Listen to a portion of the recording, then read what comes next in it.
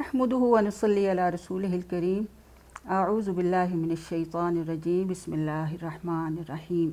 कुरान की तफसीर का आगाज़ हो रहा है और कुरान पढ़ने से पहले तअव्वुज़ पढ़ना जो है वो ज़रूरी है। तअव्वुज़ क्या है? अऊज़ु बिल्लाहि मिनश शैतानिर रजीम। सबसे पहले इसको सही तौर पर पढ़ना सीख लीजिए। मैं इसको दोबारा पढ़ती हूँ। अऊज़ु बिल्लाहि मिनश शैतानिर रजीम। इसको इसी तरीके से पढ़ें क्योंकि ये अल्लाह का कलाम है, अपनी मर्ज़ी से नहीं पढ़ सकते, ना उर्दू में ना पंजाबी में। ठीक है, इसको दोबारा पढ़ें। अऊज़ु बिल्लाहि मिनश शैतानिर रजीम। इसमें कुरान फ़हमी में जो इसका तर्जमा हम करेंगे कुरान का, इसका एक तो हम लफ्ज़ी तर्जमा करेंगे और लफ्ज़ी तर्जमे में हमारा ये तरीका होगा कि कुरान देखें कि इसकी अरबी जो है बहुत ही फसीह और बलीग अरबी है और इसमें एक ही लफ्ज़ में बहुत से मानी जो है पोशीदा होते हैं।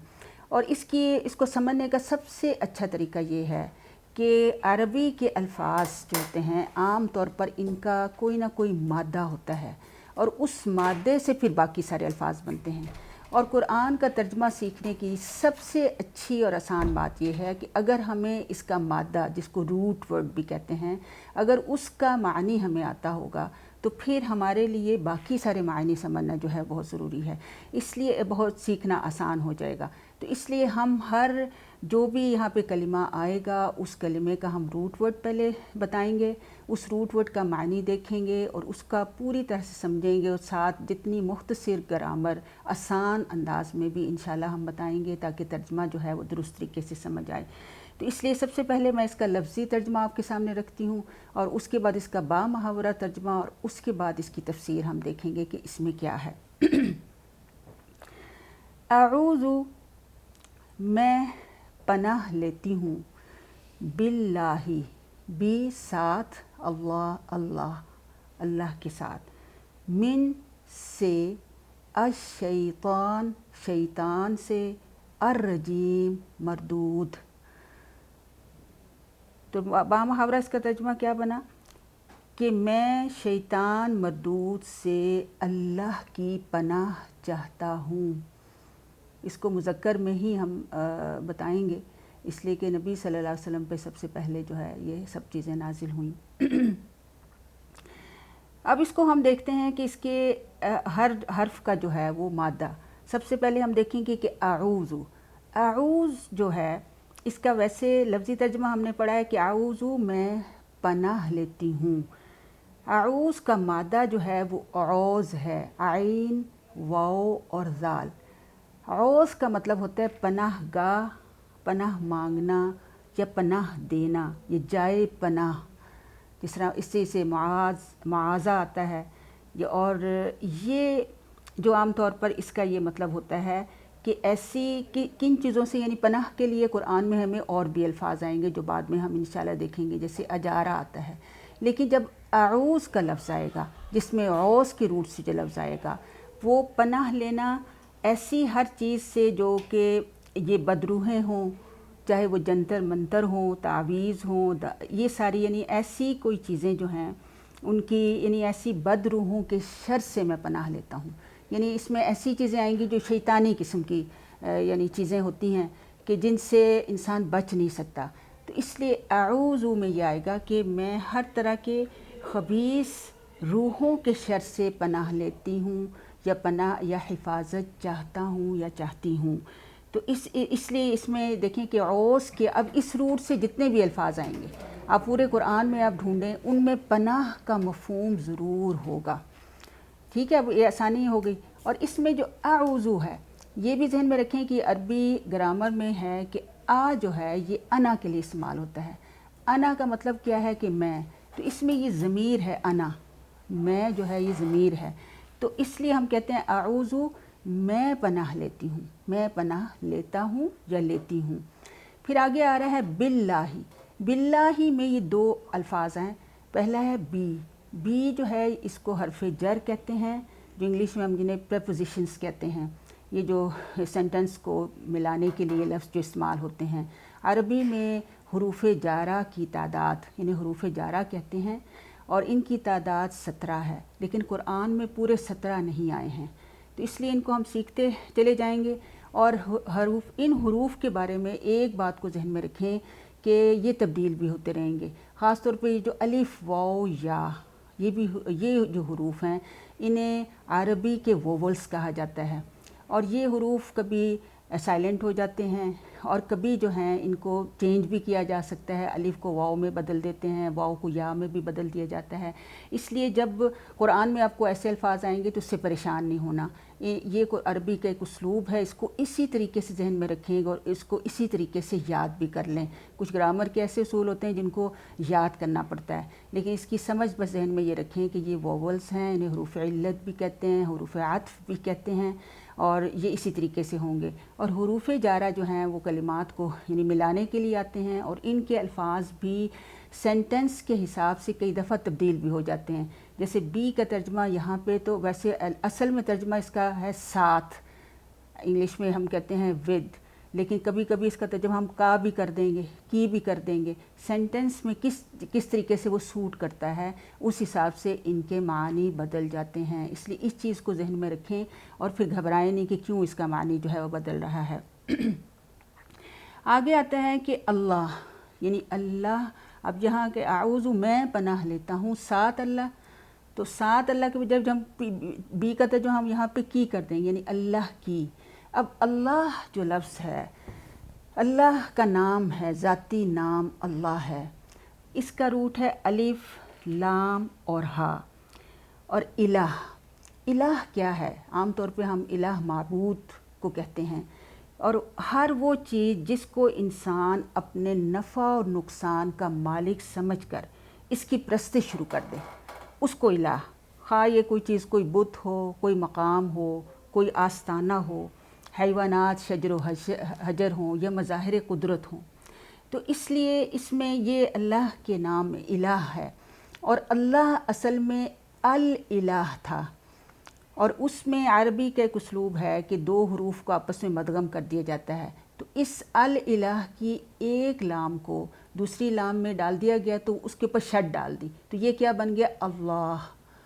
تو اللہ یہاں پہ اس مادے کے حساب سے یہ معنی بنتا ہے کہ وہ الہ جس کی طرف رجوع کرنا چاہیے، جس کی عبادت کرنی چاہیے، جس کو نفع و نقصان کا مالک سمجھ کر اس کی پرستش کرنی چاہیے، وہ الالہ یعنی اللہ ہے۔ ٹھیک ہے، اس روٹ سے پھر ہمیں یہ چیز جو ہے وہ سمجھ آئے گی۔ اللہ کا مادہ واو لام ہا بھی ہے، اور اس کے بارے میں علماء کہتے ہیں کہ یہ اسم گرامی ولہ یلہ، ولہ یلہ کا مطلب ہوتا ہے حیران ہونا۔ اگر اس سے ہو تو پھر اس سے اس کا مطلب ہے کہ وہ اللہ ایسی ہستی ہے جس کی قدرتوں اور اس کی کائنات کی وسعتوں میں عقل گم ہو کر رہ جائے، اور اس کا بندہ اس کا احاطہ نہ کر سکے اور حیران اور پریشان ہو جائے۔ تو اس لیے اللہ کا اس کو سیکھنا بڑا ضروری ہے، اور اس سے پھر اللہ کی عظمت کا بھی ہمیں احساس ہوگا نا۔ تو اس لیے دونوں روٹ سے اس کا بن سکتا ہے واو لام ہا اور الف لام ہا۔ تو الہ جو ہے وہ معبود اور وہ ہستی جس کی طرف رجوع کیا جائے، اور کچھ علماء یہ بھی کہتے ہیں کہ وہ ہستی جس کی طرف غم میں، پریشانی میں، کسی حاجت میں جس کی طرف رجوع کیا جائے۔ تو اللہ کہتا ہے کہ وہ ہستی صرف اللہ ہو سکتی ہے اور کوئی نہیں، اسی ہستی کی طرف رجوع کرنا چاہیے۔ پھر آگے آتا ہے لفظ من، یہ بھی حرف جر ہے اور اس کا مطلب ہے سے۔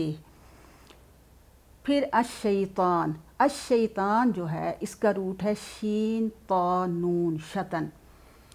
اس کے بھی دو روٹ آتے ہیں، پہلا روٹ ہے شین طا نون جس کا معنی ہے دور ہونا، یعنی حق سے یا اللہ کی رحمت سے دور ہونے والا شخص۔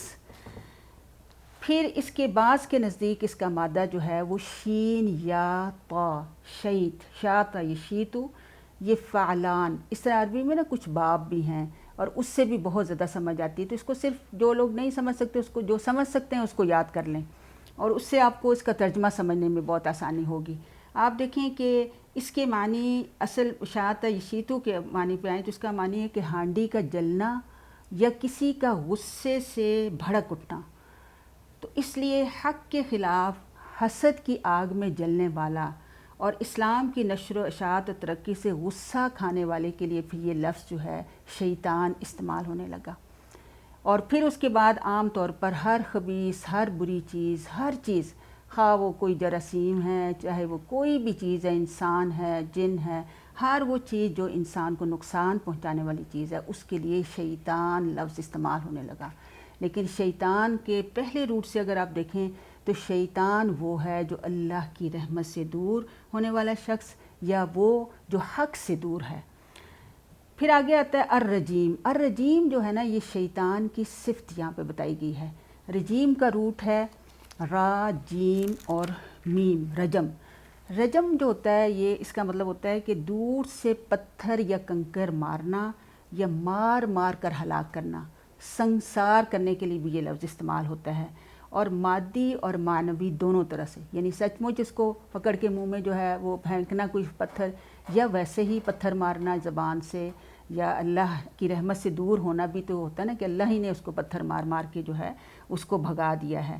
تو اس وجہ سے پتھر رجیم جو ہوا وہ کیا ہوا کہ پتھر مار کر بھگایا ہوا، یا ملعون یا مردود۔ عام طور پر ہم اس کا ترجمہ کرتے ہیں نا مردود۔ مردود کیا ہوتا ہے؟ جسے رد کر دیا گیا ہو، یا جس کو دھتکار دیا گیا ہو۔ تو شیطان کیا ہے؟ الرجیم ہے۔ اور رجم یرجمو، اس میں جو باب آتا ہے نا، فعیل باب، فعیل باب اور فعلان جو باب ہیں، ان میں بہت مبالغہ، بہت کثرت ہوتی ہے۔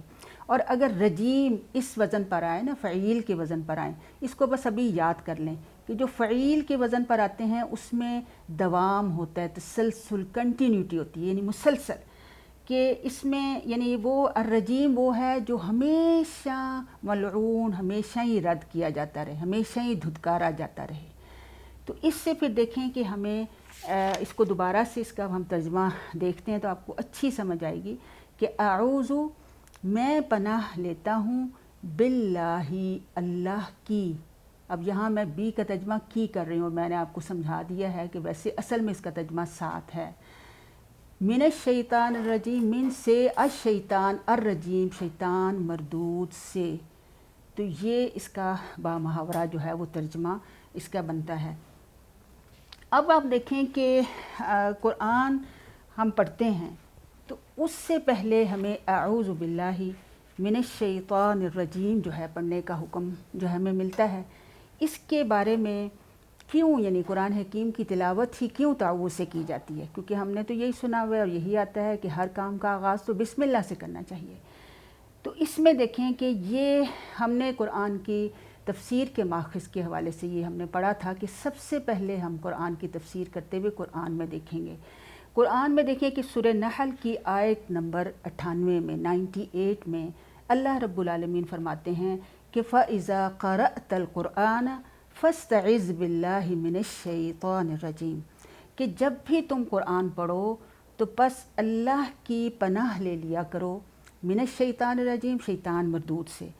تو اس لیے یہ حکم کیا آ گیا کہ اس سے ہمیں حکم کیا ملا کہ تلاوت کرنے سے پہلے یہ لازمی ہے، یعنی واجب ہے۔ اکثر علماء اس کو یہی قرار دیتے ہیں کہ واجب ہے کہ جب بھی ہم تلاوت کریں، اور کسی کام کرنے سے پہلے نہیں، لیکن تلاوت کرنے سے پہلے ہمیں اعوذ باللہ من الشیطان الرجیم جو ہے یہ ضرور پڑھنی ہے۔